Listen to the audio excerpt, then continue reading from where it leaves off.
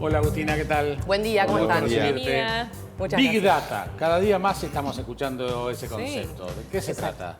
Bueno, el primer concepto de Big Data es justamente el almacenamiento, la gestión, la administración, distribución de toda esta cantidad de datos que vemos en el mundo digital. O sea, que son básicamente, los relevamos, por decir una forma, de la interacción de, ya sea, por ejemplo, redes sociales, ya sea la utilización de determinados sensores. Imaginemos todo lo que se conecta a Internet. Puede ser desde un Smart TV, por ejemplo, los televisores de sus casas, las heladeras, el sensor de temperatura. O sea, todo eso son datos que en cierta medida forma parte de este famoso Big Data.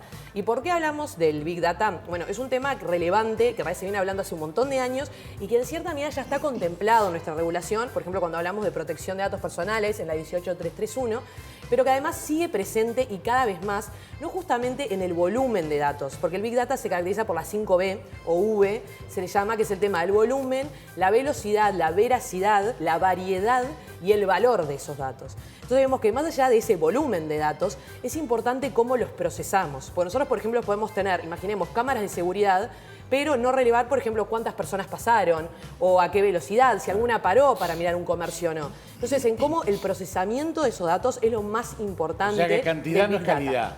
Exactamente. En información. La cantidad no es calidad. Y el tema es que cada vez vamos un paso más adelante, por decirlo de alguna forma, en cómo procesar estos datos. Y estos datos pueden ser, por ejemplo, estructurados. Estructurados me refiero a los que son más fáciles de procesar porque, pues, por ejemplo, no sé, el modelo, el año de un determinado artefacto.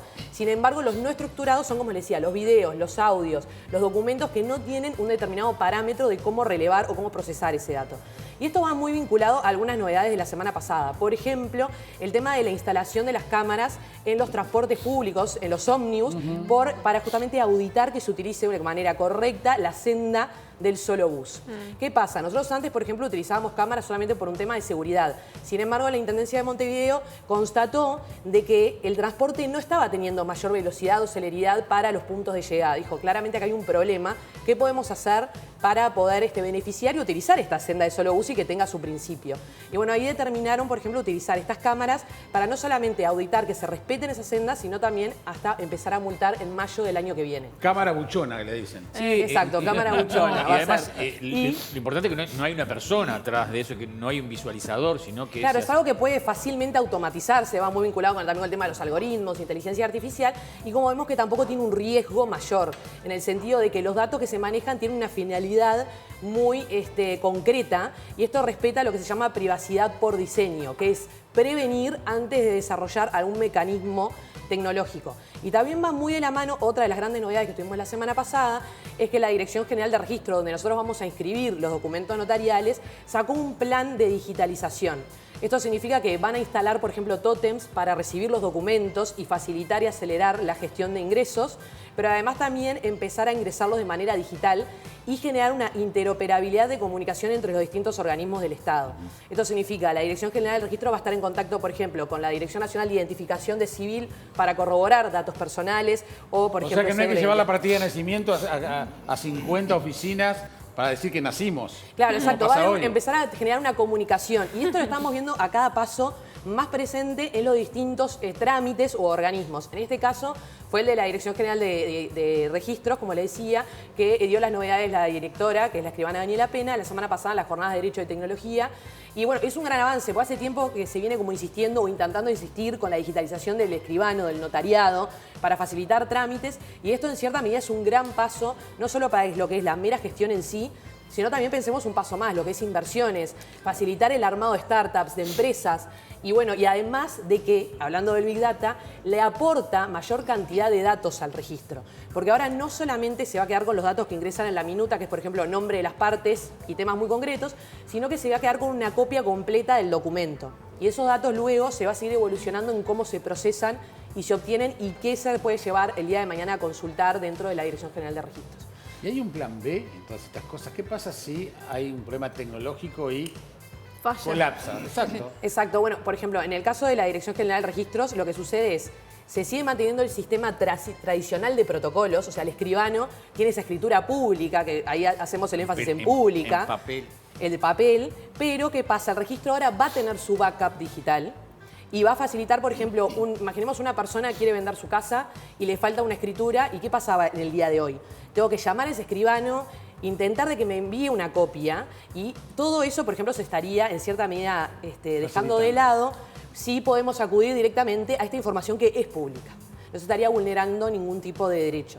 Entonces, como vemos, estas facilidades que parecen capaz que muy sencillas, por decirlo de una manera, en realidad aportan mucho para lo que es la generación de administración central y transparencia de gobierno. Y a nivel de riesgos, se debe, cuando se implementan nuevas tecnologías, se debe recurrir más a la seguridad, ¿no? Sí, a seguir contratando expertos. Estaba pensando eso cuando lo del Ministerio del banco, Interior, también. lo del banco y lo del Ministerio del Interior con la... Y la privacidad. Se ha hablado mucho, por ejemplo, de las cámaras que multan, que generalmente ven no solo la matrícula del coche, sino que las personas que van adentro, y capaz que no me interesa mucho que la Intendencia sepa que me iba con Jaime Clara en el auto. Claro. Bueno, eso fue un tema que se relevó porque a veces hay determinados datos que no los consideramos que estarían dentro de o podrían llegar a vulnerar justamente la protección de datos personales. Uno es, por ejemplo, las matrículas. Nosotros vemos que en muchos lugares, por ejemplo, si ya pasan una determinada cantidad de vehículos por día, se tendría que, por ejemplo, esa base de datos tenerla inscripta en la URSDP, tener un delegado de datos que lo que hace es prevenir y gestionar la buena administración de esos datos. Y esas son solemnidades, por decirlo de una forma, o cuidados que tienen que tener las empresas, sean públicas o privadas, y que muchas veces además no se respetan. Por un tema de que en realidad hoy la URSDP no establece sanciones pecuniarias, o sea, de dinero, y en cierta medida, bueno, al no haber como esa coerción, por decirlo de una forma, a veces desestimula un poco el cumplimiento de la norma. ¿Y en el caso de la multa de la seguridad? Y el tema de seguridad en digitalización, bueno, siempre lo que se hace es generar prototipos para justamente cualquier tipo de vulneración, pero además también primero atender a qué es lo que estamos almacenando. Por ejemplo, en el caso de que sea, por ejemplo, información pública, en cierta medida seguramente las vulneraciones sean menores porque cualquiera de nosotros podemos acceder a esa información. Pagando, por ejemplo, una tasa, cualquiera puede pedir la información que está dentro de la base. Ahora, cuando son informaciones que pueden ser consideradas privadas, por ejemplo, por dónde circulé, a qué hora, más allá que sea en la vía pública, en ese caso es muy importante que estén resguardadas por un sistema alto de ciberseguridad. En eso AGESIC ha trabajado bastante. Sí, Habría que no tenemos contemplar... confianza, Agustina. No le tenés confianza. No. Habría que Yo contemplar tampoco. el proyecto de mayo de 2023, que es el prototipo que van a mostrar para este relevamiento de camas. Por lo que mencionaron, está financiado por una inversión, un préstamo en realidad, bueno, del BID en su momento.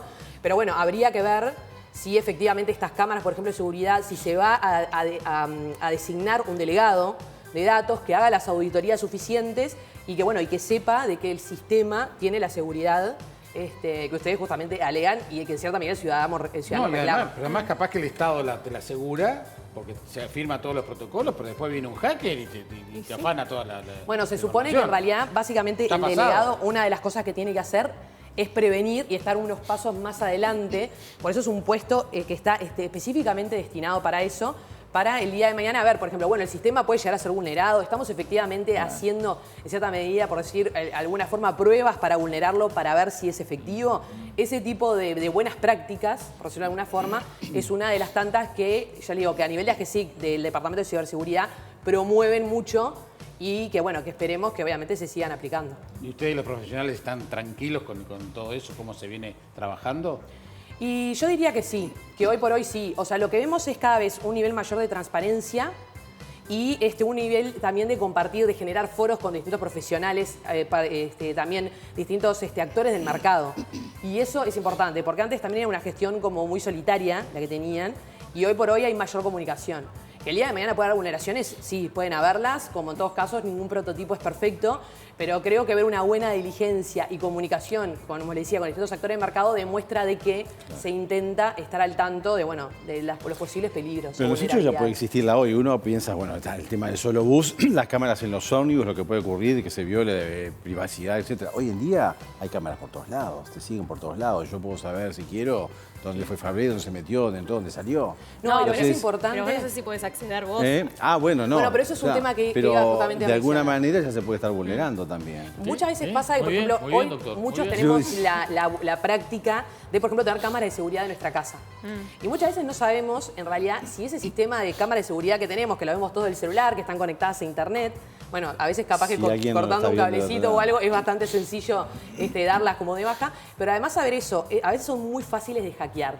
Y a veces, justamente, cualquier persona, si quiere acceder... Capaz que está facilitando a lo la que querés vida. evitar colocándolas. Exactamente. O sea, como nosotros miramos la seguridad por si algo de que no entren a nuestra casa, pero en cierta medida no sabemos que capaz que nos están viendo todo el tiempo. No Claro, no tienen violentando ideas. tu privacidad, ponele que no se use por un No, tema por de eso es robo, importante pero- ver el Claro. proveedor que utilizamos y hacer Claro. estas preguntas. Sí, Por obvio. ejemplo, ¿qué pasa si el día de mañana esto lo vulneran? ¿Qué seguridad tengo? ¿Está encriptada esta información?